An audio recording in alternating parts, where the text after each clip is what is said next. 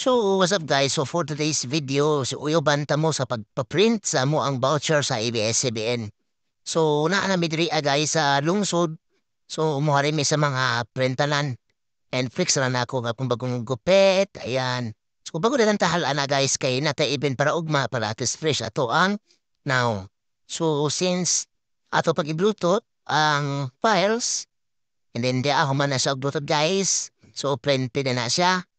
Pagkahuman na guys, ato na sa fill upan. So, name, address, and contact number na siya. So, muna guys, nag-fill up na ko ani para makuha na nato at once sweldo. So shout out ko sa kumisi sa pag-video ani guys. So, ato sa kabira ng amount kay bawal i-reveal kay masuko ang pigya. And ato sa isunod sa brown envelope para safe ko tong file. So, fix na ko ang ABS-CBN Corporation. So, mana siya guys. So, that's all. So, this is Marcos. Follow for more.